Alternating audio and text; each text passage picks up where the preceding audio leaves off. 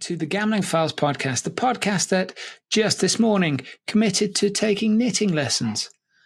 I'm one of your hosts, John Bruford, joined by your other host, Fintan Costello. Fintan, hello. What are you going to knit? Have you got a knitting goal in mind, or what's the plan? I haven't really, but it's just something I'm super curious about. I knitted a scarf once over Christmas. But it just looks so chill. It's basically like a fidget spinner, but you make stuff, is the way to think about it. Perfect. Yeah, like you'll have like unlimited scarves or mittens or jumpers. I mean, Fintan, before we started recording, I spent 10 minutes reading about an engineer named Beatrice Tilley who invented something called Miss Tilley's orifice. No, this is true. Which right, I'm going to put this into Google right now. Right, better be legit. Don't do an image search, for God's sake. Miss Tilley's. Right. And it's definitely not coming up in the order. It solved an engineering problem that caused the Mrs. Spitfire. Shillings.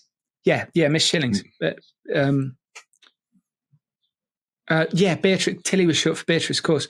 Beatrice Shilling, sorry, or Beatrice otherwise known Tilley as Tilley's Shilling. orifice. But she designed this thing to stop Spitfire engines stalling because they weren't fuel injected, and they didn't want to have to redesign and invert the engines. This was during World War II, and she invented this device so that they could dive without losing the engine power. So she basically saved the world. Well, Battle of Britain and all that, pretty important. But I mean, I could have spent that time knitting. You could have been knitting while reading. Once you get into, like, my mum was or still is, like, huge into knitting and crochet and stuff. Like, it becomes a second nature thing where you're just like doing it automatically. Like when you're driving and you're like, I don't know, talking to somebody at the same time. Or you're not even thinking about driving, you're just driving. It becomes that kind of automatic system type stuff. Unless it's a super complicated pattern or whatever. But yeah, it's like you can do other stuff while you're doing it, just clicking away. Wow. Well, that does sound pretty hardcore, gotta be honest with you. But, I guess I could. But you can make money doing it as well. So there'll be services, companies where they'll literally send you the wool and the pattern, and you make the jumper and you send it back to them and they send you 20 quid or whatever they're paying you, and then they'll sell it at whatever their markup is. So there's a whole kind of cottage industry of knitters, if you check it out. I'd rather just make jumpers for my kids, really twatty ones with the wool that was on sale. Just whatever the wool was, whatever's there in the bargain bin, right? We're going for that. Totally. No, but you could do you could do our podcast logo. That'd knit well. Work towards that, maybe. Would it knit well? I think it would, yeah. Well, it's a simple silhouette, right? Just a big one. I guess. Jumper. But what you'd run the risk of, say you did one that was a full frontage jumper knit, you'd run the risk of basically somebody looking like, if a lady wore it, it could look as though they might look as though they got, no jumper on because of my bald head being there. Do you know what I'm saying? Don't make me spell it out, Fintan. Depends on the wool you're using, mate. I'd be using flesh-toned wool for that part, wouldn't I? Yeah, but Jesus, I think we'd be fine. Okay, if you're sure. But if we get sued, to be fair, if we were going to get sued, it'd be on some of the other shit we've done. Not that. Some of the wild accusations we've thrown around. Yeah. Good times. Dearie me. So, who have we got on the podcast? That's a great question, Fintan. I'm glad you asked me that. We've got 2 guests this episode. I've got an itchy ear. I know, right? I mean, we don't do that very often. We don't. But we have we're both returning guests as well. So that's all right. Friends of the podcast. Yeah. It's like it's like a school reunion. Yeah, I hear they're popular. We do have Mr. Harry C. Lang and Mr. Paul Sculpher. What are you chuckling about? You always drop the C into Harry Lang's name. Well, there's two reasons for that. Do you know what they are? I know there's something, but I can't remember what it is. Well, the two reasons, the cat's just come in, so expect chatter. The two reasons are, one, if you write his name out, Harry C. Lang, it says Harry Clang. And I think that's quite cool. And the other is that the C is quite a cool middle name. What was it? Chaplin. That is pretty cool. It's a great name. I've no idea how you remember that. Yeah, me neither, actually. It's the way your brain works, John. The same way that I remember that film number 1444 was Richard Stanley's debut movie, Hardware. Why would I remember that? Richard Stanley's an arsehole. No idea. It's a good movie, though. And based on a story from an old 2000 AD comic, an old Future Shock story. But anyway, that's by the by, Finton. You don't need to know that. Stop grilling me on the origins of Hardware. But the reason, so we got Harry on in his role as a job seeker and Paul on in his role as a recruitment consultant. Because, of course, Paul is one of the partners of Gaming Recruitment Solutions. They have a website, Finton. grs-recruit.com. Oh, yeah. And it is a hyphen, I gather. I believe Paul confirms that in the chat. But what was really interesting about it was that that Harry basically ignored you and me and just asked Paul those questions. No, so he didn't ignore us.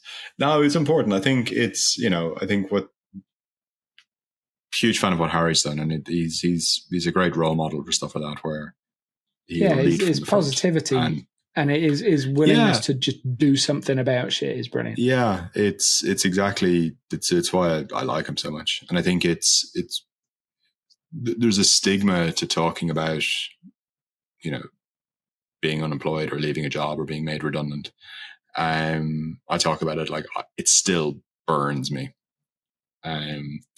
And it's definitely been fuel on occasions to, encourage me to do stuff, and prove them wrong.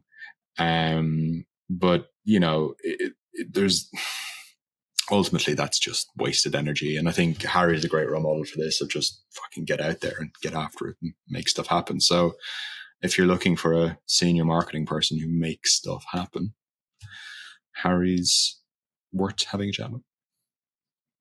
He is, but he asks some very good questions of Paul, and vice versa. Actually, it's an interesting chat, and one of the reasons we wanted to do this was because there have actually been a shit ton of layoffs in the last 12 months in the industry. I think, there was such a hiring glut during COVID and kind of post-COVID. I think things are kind of equalizing a little bit now, and Paul's great because he's so thoughtful and ingrained in, he's just so good at what he does. He's definitely the first port of call for anybody looking for a new job in the industry. And especially now they're doing the iGaming hub in Malta as well. So they can do land-based, global land-based, and global online. Yeah, that's the way it rolls. Good geezers. Yep. So that's what's in the episode. But Finton, what I'd really like to know is how was this episode made possible? Was there any sort of outside assistance? Oh, there's so much outside assistance. So we'll change up the order. We're not an island. We're not an island, even though we are lone wolves on the island. There's a bridge. No, I'm a solitary panther, but I get where you're coming from. You're a solitary sex panther. 40% of the time, it works every time.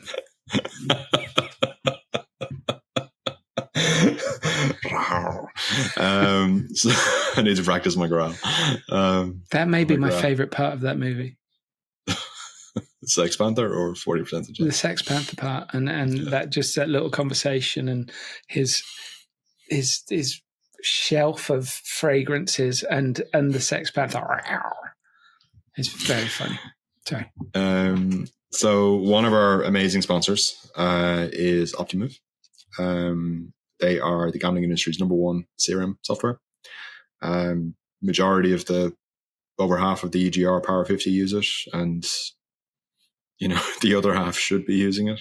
It's typically the way that works. They're brilliant. We've got some really cool stuff coming up with them in the next couple of episodes. And check out the demo, click the link. If you need a CRM system, if you want to make more money from your customers, if you run a platform, just do the free demo.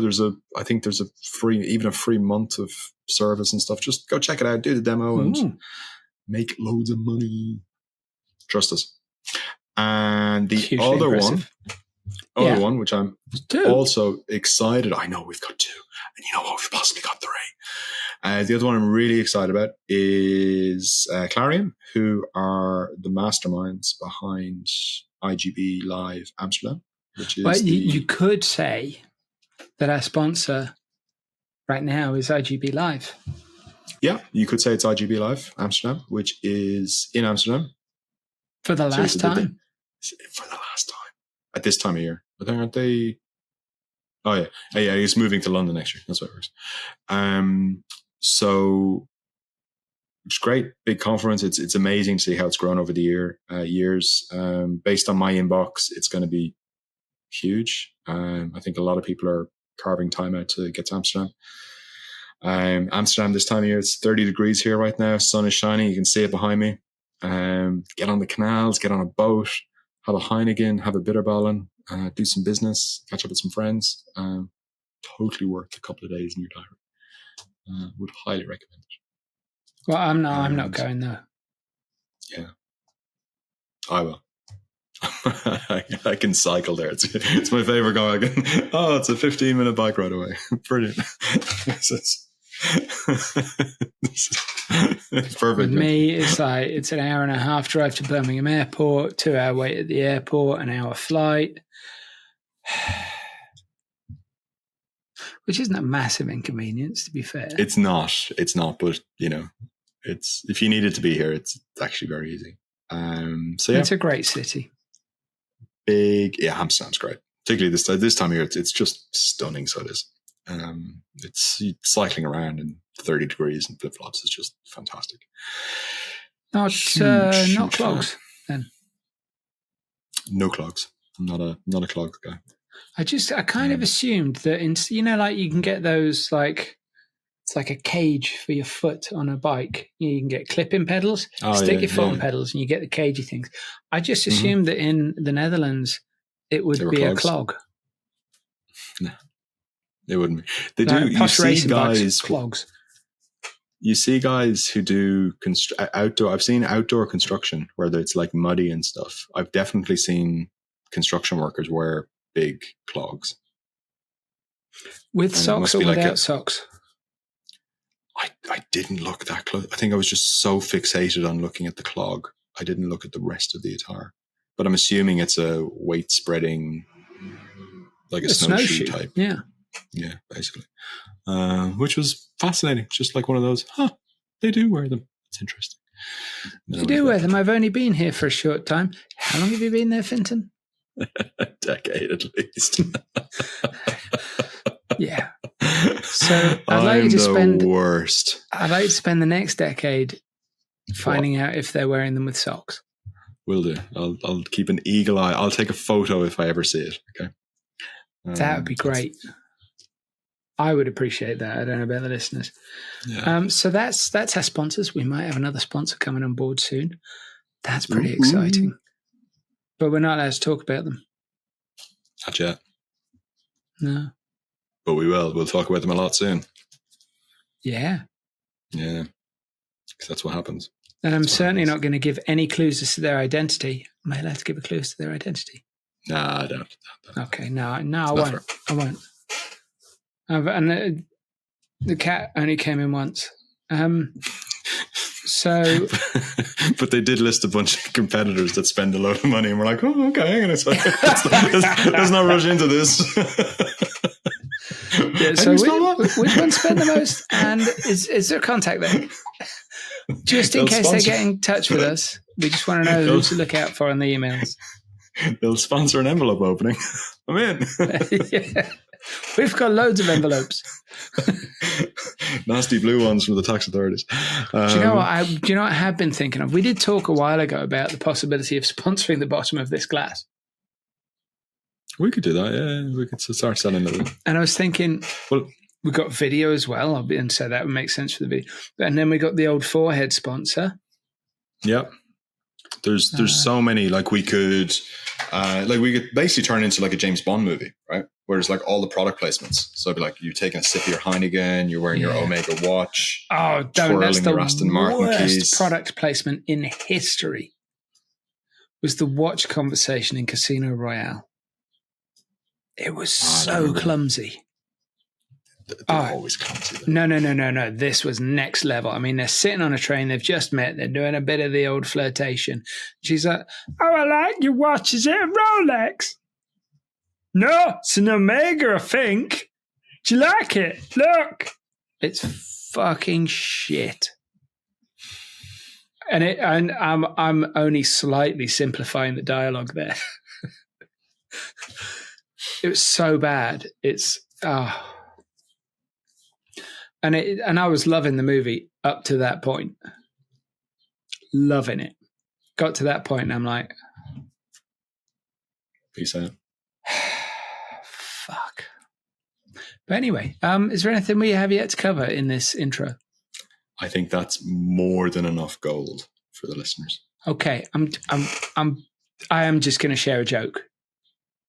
Is that okay? You'll have heard this one, but I'm going to tell you anyway. I've heard most of your jokes at this point. It's this bloke. He really wants a drink. He really, really wants a drink. He goes into this bar and he says to the barman, "This is I'm looking around here. I can see you're an experienced barman. You've probably seen it all. But if I can show you something you've never seen before, I haven't got enough money for a drink. Would you give me a tasty cold beer?" And the barman's like, "You know what? It's pretty quiet. Why not?" So the bloke, he takes this little piano out, puts it on the bar, and he takes this little hamster out, and he sits it at the piano. And this little hamster, he plays this Rachmaninoff piece. And Rachmaninoff is notoriously difficult for hamsters to play because Rachmaninoff famously had massive hands. And hamsters have got little tiny hands. They really have. Even playing it on a small piano would have been difficult. And he absolutely masters, and it's beautiful. And the barman's like, "Yeah, that's totally worth a beer." Gives the guy this tasty, tasty cold beer. And the guy's like, "That was a tasty cold beer. I enjoyed that a lot. If I can show you something even better, can I have another beer?" And the dude's like, I do not see how you're going to top that, but I am totally game. And he takes this frog out of his pocket and he puts it down next to the hamster. And the hamster starts playing, and the frog sings an operatic aria that is so beautiful, grown men in the bar cry. And there's this shady-looking dude in the corner. And he's watching, and he's like, the shady dude, he walks over to the guy at the bar who gets his second tasty cold beer, obviously. He walks over to him and he says, "I'll give you 50 grand cash for that frog right now." And the bloke's like, "Oh, I don't know, because, he's a frog and he's, and the bloke's like, he's actually got it there in a suitcase, opens the suitcase and goes like, "Whoa. Okay then." Takes a 50 grand suitcase, gives him the frog, bloke buggers off. The barman says, "What'd you do that for? You could have actually earned millions with that frog." No, I couldn't. Why not? Hamster's a ventriloquist.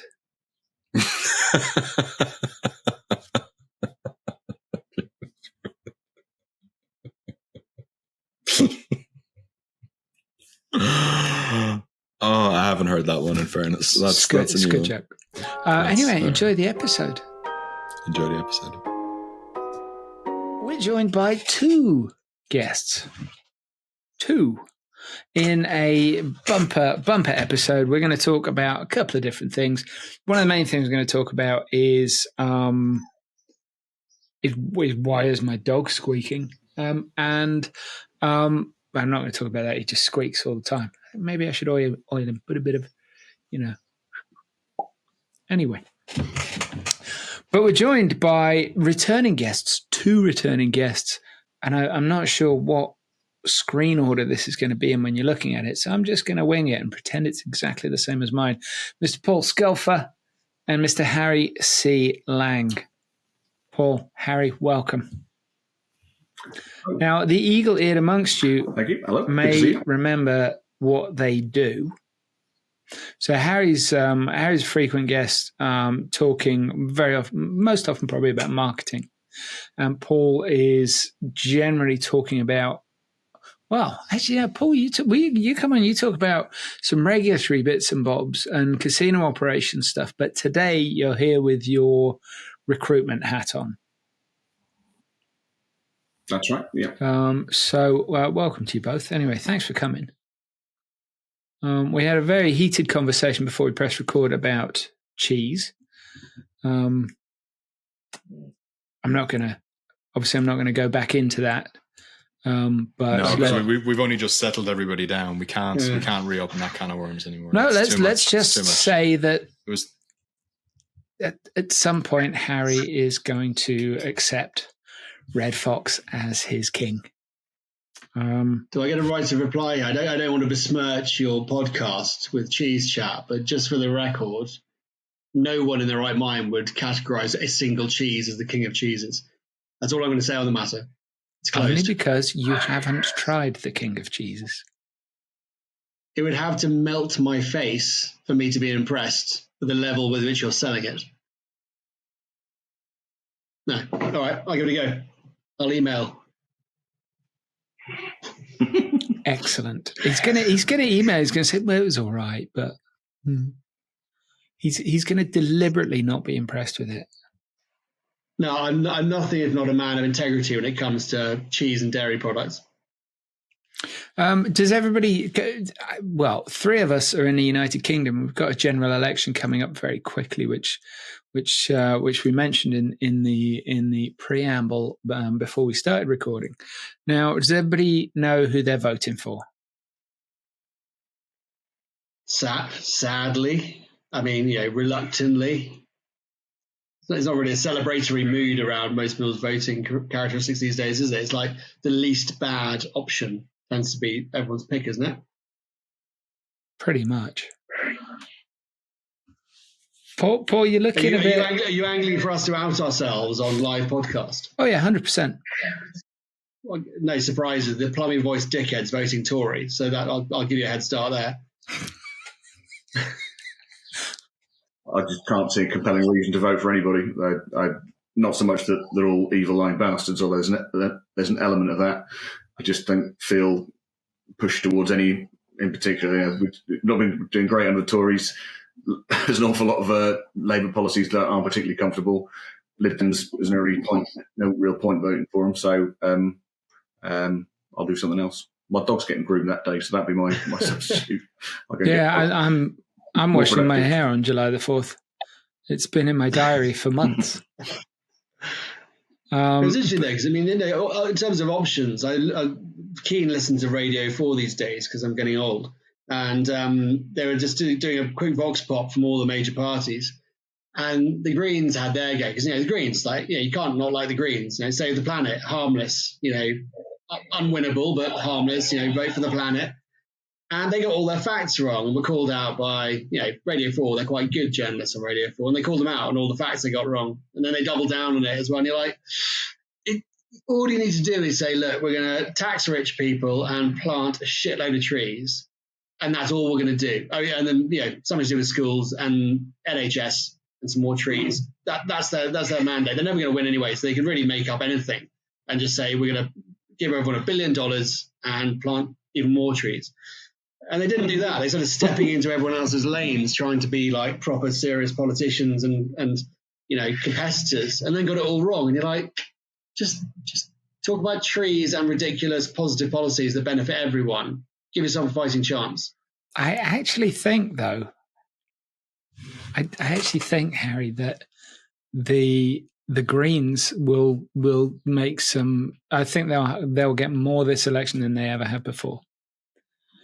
And I think the Lib Dems. About the Greens, I understood that. Something ironic about the Greens. There's a few places apparently where they're indexing well in research, so they're really piling in huge amount of volunteers.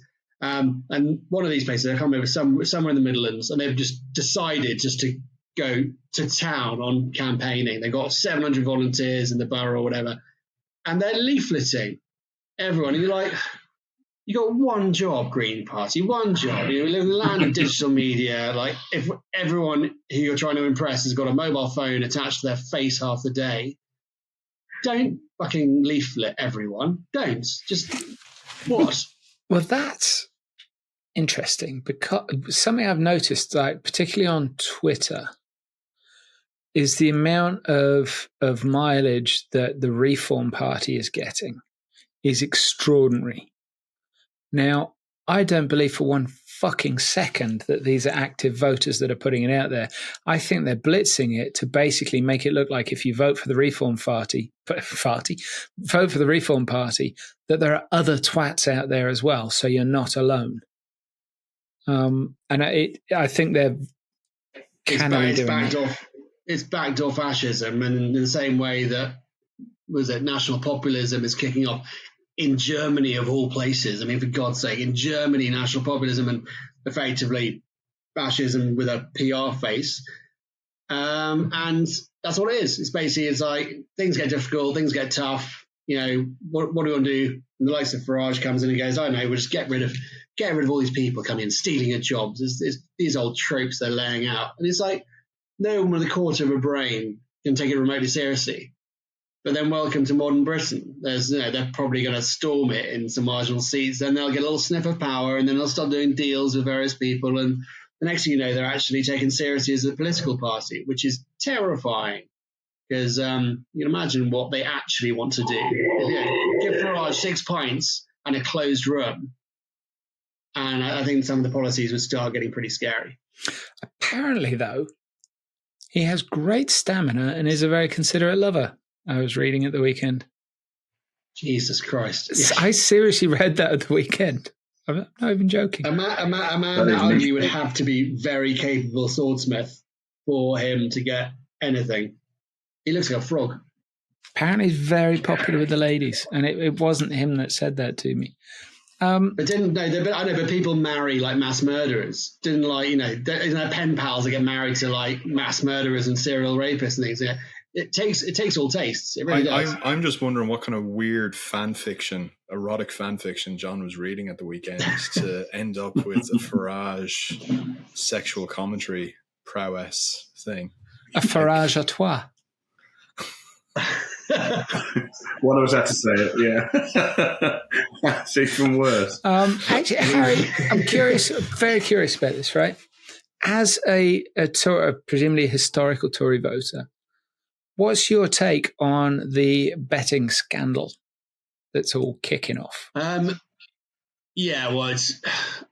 it's pretty obvious fuck up, isn't it? It's basically a security guard and a lowly politician thought they'd make some flash money to pay for their summer holiday, and no one would find out. 4 people now, not 2. 4 people. Yeah, I mean, it's just pretty dense, isn't it? Because basically, the moment you put on more than a tenner on these sort of speculative bets that happen to come true, then the algorithms alone will sniff it out as being, a sharp bit of action. So, sorry, Harry. Well, what I don't get here is people affiliated with political parties, people that work directly with political parties, shouldn't they be on a register of people that shouldn't be doing anything at all with the betting companies? That is a thing. And if it was a trading company like a Hargreaves Lansdowne or an AJ Bell or something like that in the UK, they would have to they're politically exposed. So there's a PEP box that they'd need to tick when they sign up. But the aid, the first bet that came to light, was recognised as such and still made the bet. That's one of the things I don't get about this. Maybe he knew which way the wind was blowing, and he gets a better payoff by being sacked this side of a Duff election. Actually, do you know what? It's not a terrible bit of thinking. He gets his 3 months payoff, which he's certainly not going to get when everyone's laid off on July the 4th at 12:15. We should look into that. I do wonder with this thing, though. There's, everyone's kind of paralleling it with sports people gambling with genuine inside information. But I wonder if these people really knew that it was illegal.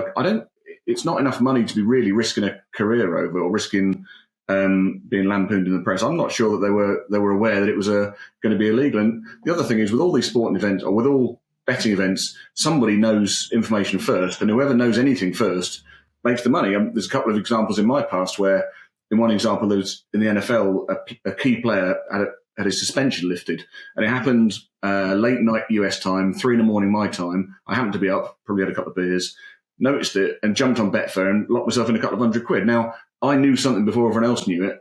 Is that different from what these guys are bet on? I think the difference is the level of certainty. With your one, it's about information which, good bettors use information like daily.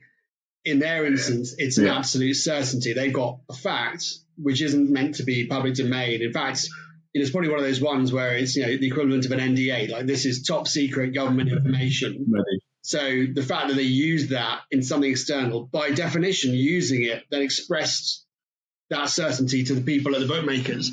So I think that feels like it should be the difference. It's like, it'd be, for the finance terms, it'd be like insider trading. So in your example, Paul, that was publicly available information that any reasonable sports bettor could get their hands on, versus inside information of when the Conservatives are going to pull the trigger on a date, which wasn't publicly available. So, but worth noticing as well, though, that it was very surprising.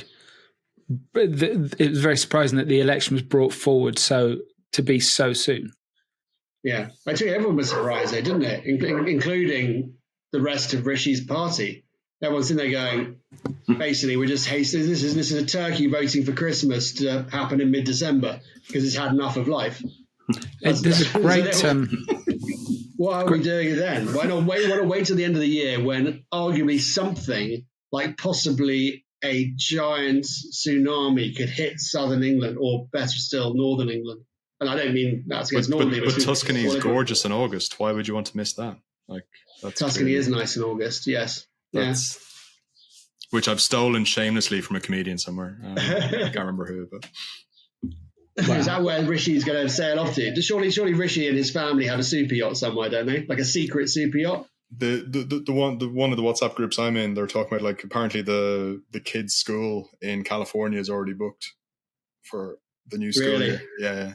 Doesn't surprise me. I mean, it's just a question of which major social platform he's going to sell himself to. Yeah, he's going to do a Nick Clegg, right? Yeah, of course he is. Yeah. I mean, I reckon it'll be one of the, OpenAI would probably be my pick, just because they're trending du jour, explosive growth projection. Or a hedge fund. It feels good. Or a hedge fund. Yeah, he's got the, But I think he probably quite likes the public profile he's got. I think he probably enjoys, a bit of fame, does Rishi. So do an OpenAI, some sort of C-suite role, be on a 10 million a year plus share options package. Not that he needs it. Yeah. It's not about need; it's about want. But the reason that we're here, we're talking about because in the gambling industry, certainly in the last 12 months, been a lot of layoffs, and very, very often the first department that sees layoffs is marketing. Now, I'm one of those idiotic people that thinks the marketing department should be one of the last to see layoffs because they are theoretically the way that you get the people that spend money in the door. But because it's because they're just such incredibly high earners. Sexy. and so handsome generally. They're seen as a threat, I think, sexually. Makes the finance trolls feel inadequate is usually the experience. That's a very good call, Finton. But they are very often the first to face the chop. Because for some reason marketing is seen as some kind of luxury when the chips are down, as opposed to the thing that you probably double down on when the chips. But yeah, what the fuck do I know? I have to backcomb my eyebrows to get a fringe. But now, Harry,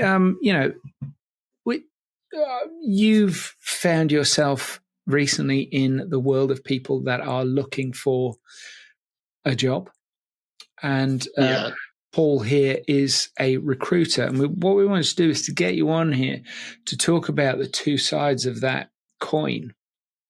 Tell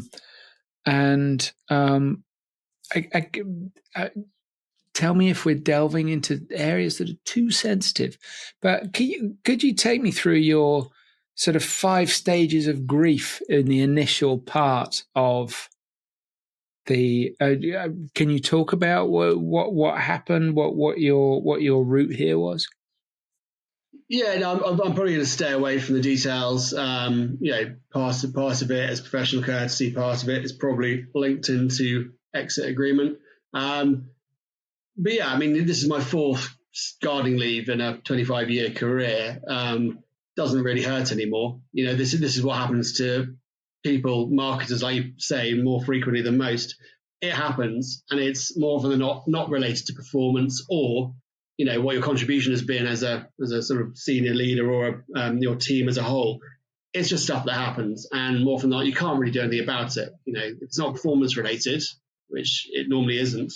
It's company related. They want to cut the role, or they're struggling, or whatever it might be. In this instance, it was a strategic pivot, and so yeah, it's fine. It's stuff that happens, and I tend to be, rather sort of more forward-facing about it. I think that article I did, the 7 stages of grief and redundancy, or whatever, it's sort of nicked from Kubler-Ross.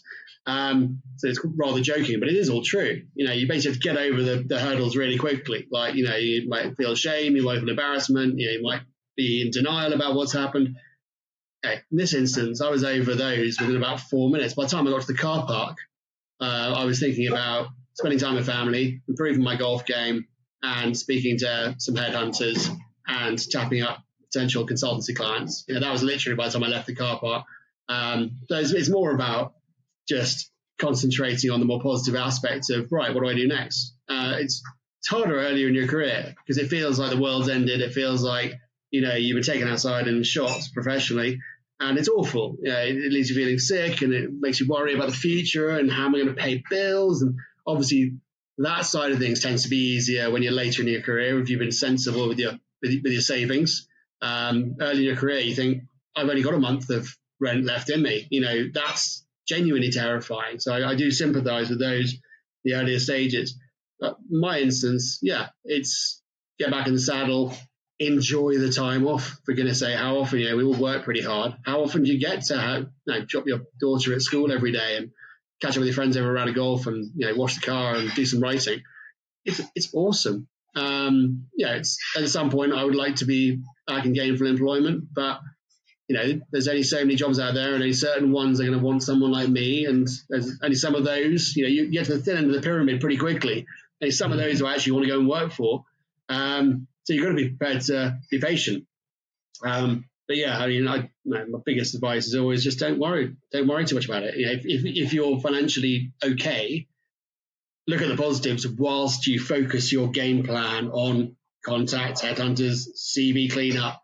What Mrs. Lang calls PR Lang. My personal brand, which I hate that phrase, but it's I do a lot of the LinkedIn stuff and generate noise and visibility because I think it helps for me to be of a profile and talking about marketing stuff and for people to like it and engage with it, because that's kind of what my job is. So if I'm doing that every day, then I'm demonstrating I have an ability with words, I have a knowledge base in all things marketing. I can talk about trends in AI relatively well. I'm just selling myself. That's me with a very large market stall, care of social media. And that's what I do. And then at some point, as it has done in the past, it'll all resolve and I'll end up in a lovely company, hopefully, with nice people. And, my golf game will get worse again. You've handled it. It's happened to me once and I'm still angry. I need to be more Harry, I think, with this, and obviously lots of time have passed and everything's worked out okay, but it still bugs the shit out of me. I'm still annoyed. It's just interesting to see how by the time I got to the car park, I was through it, but I'm still annoyed. I still took it very personally. Well, Vincent, but it's only happened once. That was your first time. The first time it happened to me was an agency in London where I was running Budweiser. I was only in my mid-20s and I had a team of 8. You don't know how to manage people when you're 25, 26 years old. And a team of 8, we worked till 10 o'clock every night. I was knackered. And the client didn't like me. So I got taken outside and let go. And I went outside and cried. I was in the middle of Soho. And I remember that day. It was really, really horrible. I felt like I'd failed life. So, I think the first time hurts. Your fourth time, just working out, which golf course to play and what type of book I want to write. This is excellent. I mean, we deal with a lot of people who've been made redundant one way or another, increasingly so at the moment. And there's a visible difference between people who've gone through it for the first time, particularly if it's a bit later in their careers. We've got one candidate who's they'll be in their mid-30s, maybe late 30s.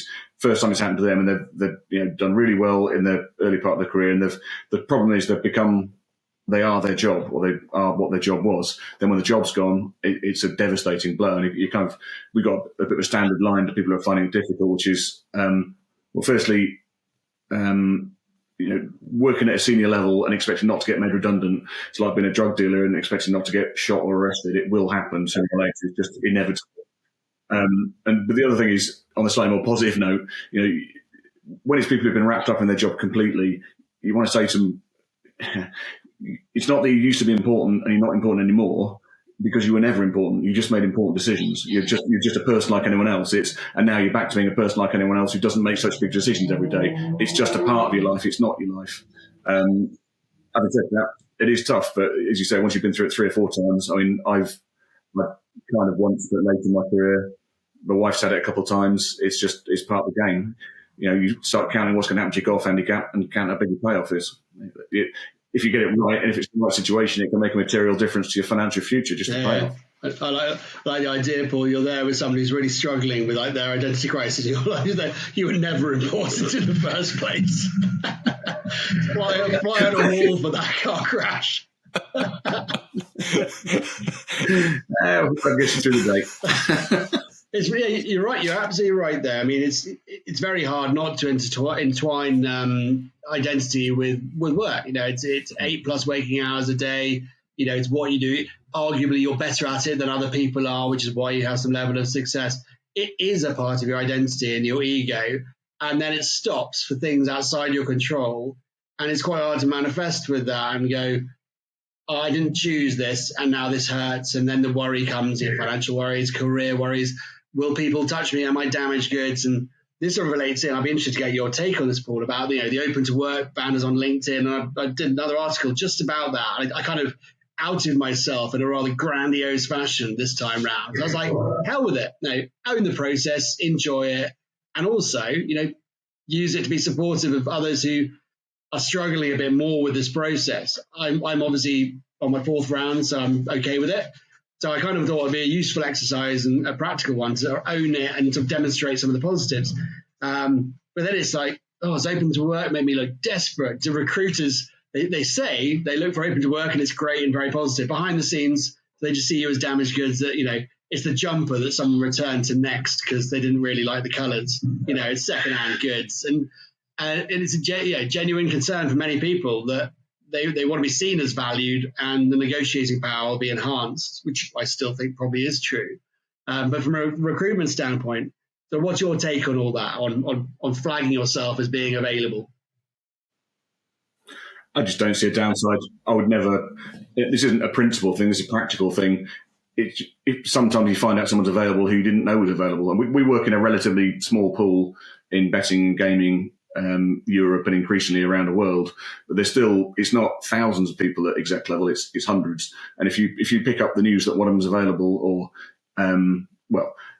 open to work, obviously generally means someone's been let go and is looking for a job. It would be great if you could have another banner saying, "I've got a job, but I still welcome approaches," but that's not very practical. But certainly someone put a banner up for me. On the back end, there's a tick the box for recruiters only. Yeah, that you can take on your profile. That says I'm open. I was always too nervous to activate that, even when I was very firmly looking to move. I was always nervous about, what level of paid recruiter account allows access to see that. And I just got the fear. I don't want to put my career in the hands of this one. Look, you should do both, but the trick with it as well is to turn it on and off a regular basis, because basically you're back in the pool again and you bump to the top. I heard this yesterday. Yeah, you go to the front of the available list in front of recruiters. I must remember to do that tonight, actually, because I think I've got my green banner on. I turned it on last week as sort of part of the post. I need to flick it off. Was it IT crowd thing? Turn it off and on again. That's the answer for everything. I mean, if you spend enough time on LinkedIn, which unfortunately I do, tedious as it is, you see all the kind of inspirational attempts at kind of grand prose, and you get all the stuff saying it's attention-seeking, connection-seeking, algorithm based posts about why does nobody want me? There's whole thing, hire for attitude, not for skills, and it's almost all an absolute load of bollocks. And the stuff saying I'm discriminated against because I've worked in one place for too long or because I've job hopped too much. I think the only one of those that really holds any water is when you get people who've done an extreme amount of job hopping. These days, 3 years average tenure, fine. When you get someone who's had 10 jobs in 10 years, that is going to get you wondering. Either they didn't fit anywhere, or they're not minded to stay anywhere because they're always looking for the next thing. That's the only one I think would be, or I would perceive as not even as a massive negative, but as a red flag. That makes you nervous. Everything else that you see on LinkedIn for me in this field is just made up crap to draw attention. Okay, that's an interesting one, Paul. I would question on that then. So in my sort of field of work, marketing, average tenure of a CMO, the last data I saw had it at 18 months. So in your gambit of high risk, the average CMO out in Europe has had 10 jobs in the last 10 years because they've been 18 months in a role. Now, obviously, that's filtered out through the data set, but actually it does add up that you would have moved around a lot. And certainly, I think in looking at my 10-year CV, I've got a big consultancy chunk in the middle, which has got interim stuff and then consultancy work. But you add it all together, and there's probably 6 jobs in there. I'm nudging into your danger zone of a high fritter. Now, I didn't choose that life. The life chose me. So I wonder how one gets around that, or if you just have to express it well in an interview about how the narrative holds together.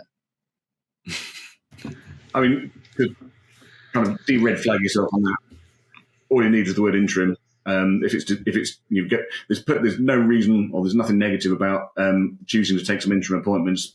A number of people, particularly in finance, that's their life plan. Do a year here, do a year there.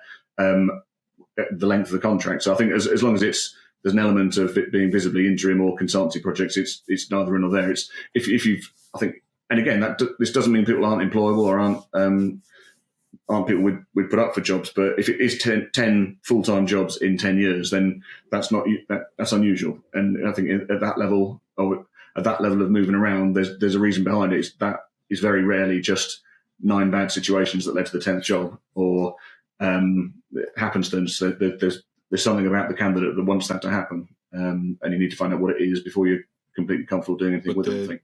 What Harry was saying about the CMO's average tenure, I think it's the lowest of all the C-suite by far, by an order of magnitude. Like, it's the turnover in CMOs is insane, or can be.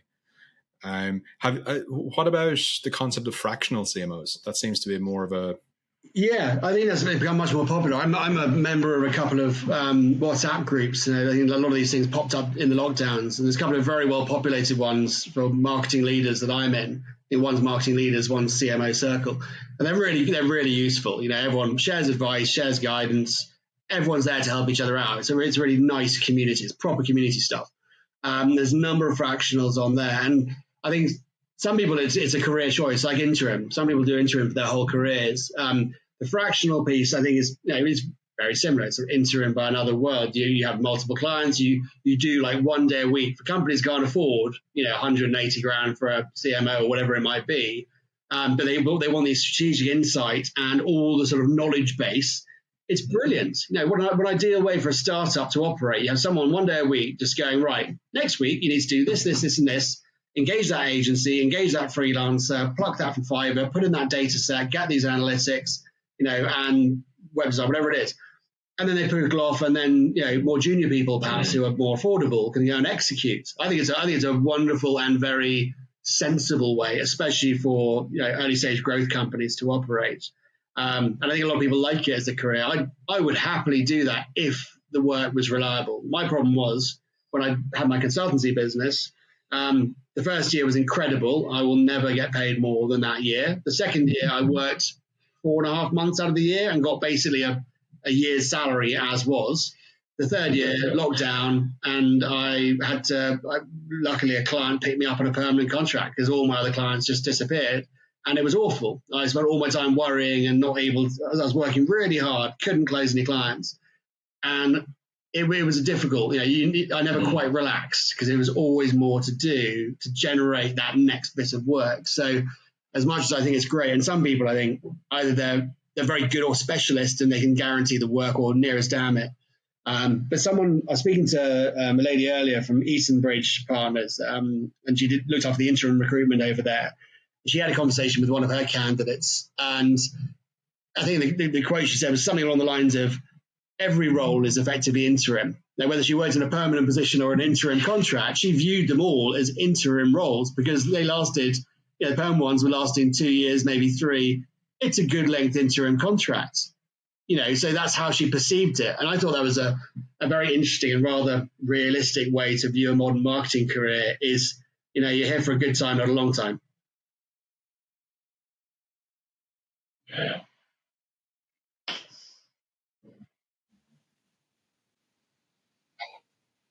It is surprising to me, though, how many people who are used to full-time work and have done it for a long time are nervous, not necessarily about going out working on for themselves and having to attract clients, but how reticent they are to do anything that doesn't fit the pattern of what they're used to doing. So we've got recently we've had a couple of, one candidate, one client, which I'm hoping to match the two together, where the client doesn't want a full-time marketing. It's not actually a CMO role. It's more of a head of marketing role. The business doesn't justify a full-timer, but they still want the skills in the way you were just talking about. And there's a candidate who we hope to put into that role in due course, who is getting close enough to retirement. They don't need a full-time wage, but the idea of working 3 days a week for a prorated wage just seems to be terrifying to them. And you spend 30 years getting used to one way of living, I suppose, and then it's very difficult to break out of it. But from a practical standpoint, it's exactly what they need. I just need to convince them that it's a sensible approach. It's breaking out of what you used to. I love that to be normalised. Latter stages of career. I mean, none of us are going to retire officially until we're in our 90s, the way things are going. But everyone presumes 65 is the 67 probably will be the age by the time I get there. I love the idea that the age of 62 to 67, I'm almost I'm changing gears on the career bicycle, and I'm going to 3 days a week.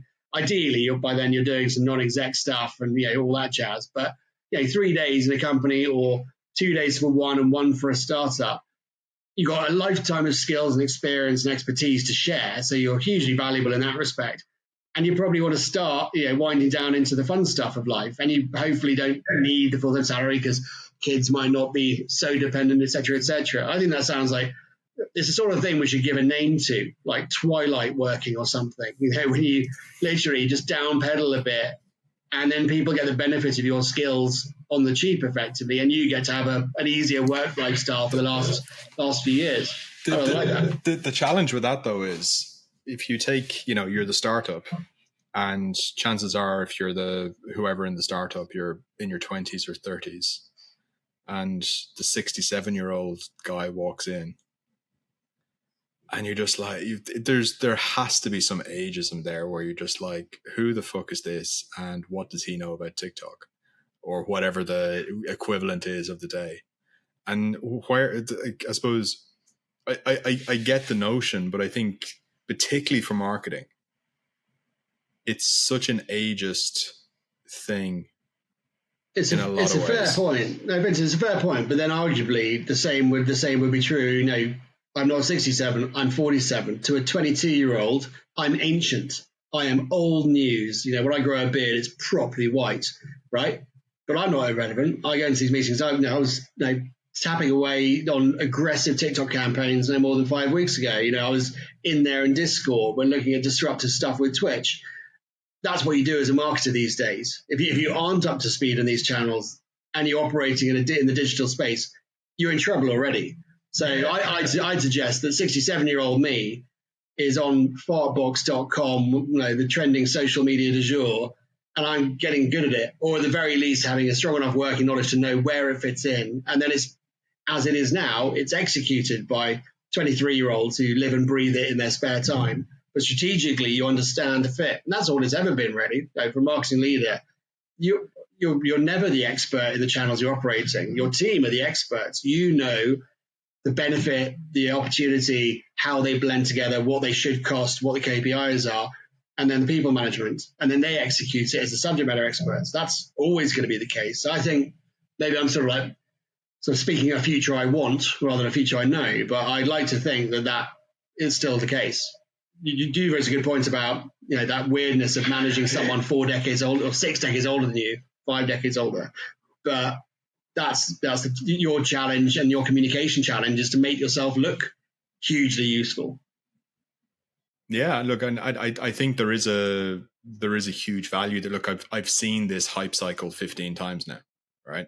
Here's what's going to happen, or hey, here's a bunch of ideas of I remember years ago reading Ogilvy's biography, right?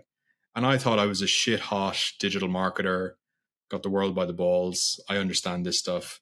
Reading Ogilvy, and he was doing A/B testing with print catalogs, right? And you're like, I'm like, okay, there's nothing new here. It's just I can do it faster. I don't have to wait 6 months for the orders to come in. I can collect the click data on my A/B testing tool in an hour or whatever it is. But realistically, it's just the same stuff done faster or on a different screen size or something, right?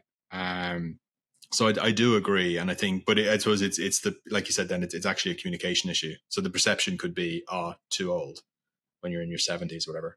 But actually, it's more then about the personal PR and the communication style, and not acting like a 70-year-old on a Zimmer frame who can't keep up with the conversation. Mate, that's it. I'm planning ahead. I'll have an undercut and a mullet and a nose ring. Whatever it takes. I'll wear skinny jeans. I'll be down with the kids. Whatever it takes. Get on the juice. Get some testosterone. HGH. Can you imagine how scary that would be with 67-year-old me in a pair of skinny jeans and bobber boots with an undercut? I mean, that would scare a 21-year-old founder. Why keep them in line?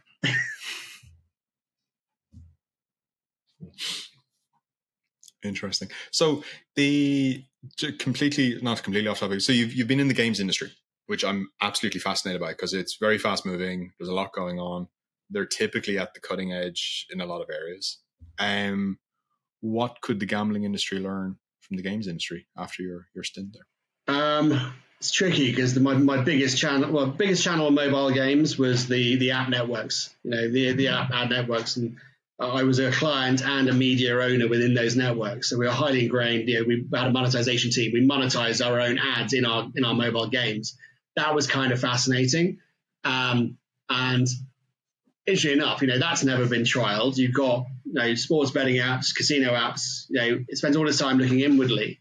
There's a huge revenue opportunity of advertising within apps that have long eyeball lag time. So that's never been tested. I wonder if someone can do something with that. From an acquisition perspective, the biggest win on the PC console side by a mile, like 80% of my spends were influencers and creators.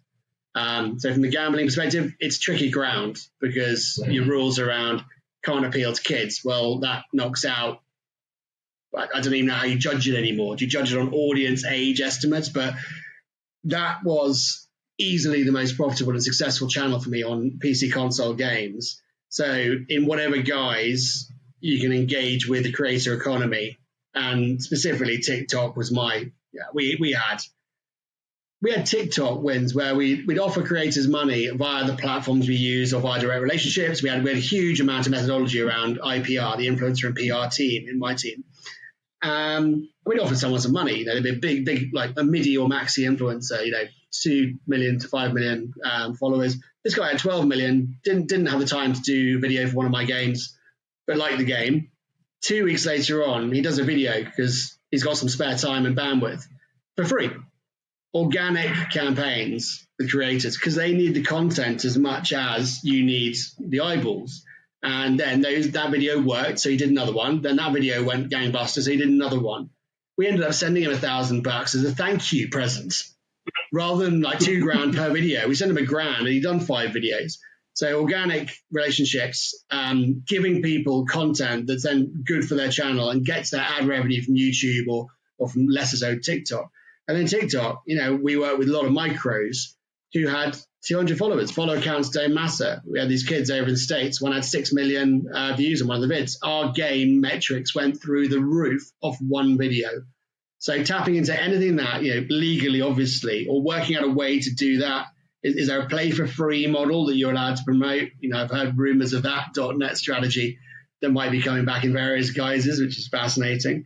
But yeah, those are sort of like couple of the areas, but other than that, common or garden, we couldn't get digital media to work for either mobile or PC console. Just couldn't get the numbers to add up, on Google or paid social, which is weird because it should have been cut and dried. But you're effectively on PC console, you're creating a brand from scratch in 6 months with not much money.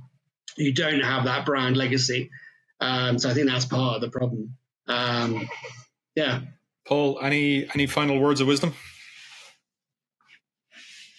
Well, only that it would be really interesting to have someone like Harry back into the gaming industry to deploy what he's learned from his latest role with the gaming side of this. I still have a nagging feeling that in offline gaming, there's something to be achieved from the influencer side of things. I mean, all right, it's a good while ago, people like Brian Christopher turning slot machine streaming into a little, more than a cottage industry. He's made tens of millions out of it, as I understand. How that applies to the relatively tin pot casino world in the UK, I don't know. But somewhere there's a way of making it work, and no one's found it yet. There's got to be a way of using influencer marketing on social media to get people to get up and go and experience a taste of what they've seen on screen. I don't know how it's done, but someone will crack it eventually and make us a lot of money. I think that's happening right now. The bingo halls. I mean, isn't that tailor-made for a night out? Create a night out with friends. Amazing content. Loads of fun. I would have thought that would be an easy place to start. But even in a bingo hall, if you create the environment, thing is, for influencers, you've got to now, if you're a land-based casino or any kind of hospitality venue, you need a policy. And you need to be able to communicate that policy. So you say, are you allowed to film? Where are you allowed to film? What permissions do you need? What resources can we give you to make that possible? And certainly, Fenton, do you remember we had that lovely chap on who was doing stuff in I can't remember the state, but he Mike Luchtenberg. He does a really narrow niche, really narrow. It's one particular type of slot which you only find in I think 2 US states, and there are only a lot of them in one state, and that's his specialism. That's his niche. But he was talking about the relationship with the casinos and how important it is to have that person that he can email, that he can ask a question of, that will be there to say, you can set up here, you can do that here. You know what I mean? It's like, if you want people to come in the casino, they've got to see what you can do. And if you want them to see what you can do, you need somebody like Mike who's going to be there. And it's a symbiotic relationship. I think Brian Christopher's really interesting because he's now on that stance of, if you smoke in your casino, you can bollocks. I think the land-based side of the industry is going to be huge for influencers, and it's going to grow and grow and grow. So if you haven't got a policy, you need one now. But anyway, sorry, just chipping in there at the end. Harry. So people can find Harry on LinkedIn? Yes, absolutely. And Paul on LinkedIn in there as well? every morning. All right. And Paul is, of course, part of Gaming Recruitment Solutions, grs-solutions.com. Is that correct, Finton? GRS-recruit. GRS-recruit. So fucking close. He was... There's your hyphen and you actually He was so it. fixated on being about the hyphen. That's what it was. But it is a hyphen. I remember that. That's helpful in driving traffic to our site. Thanks very much. The hyphen recruitment people. Right. Let's wrap it up so Harry can go. Gentlemen, thank you very much for your time today. Harry, good luck with things. Paul, if you hear anything for Harry, just saying. Already had that conversation. Awesome. All right, guys. Nice to see you, Paul. Thanks, guys. Pleasure as always.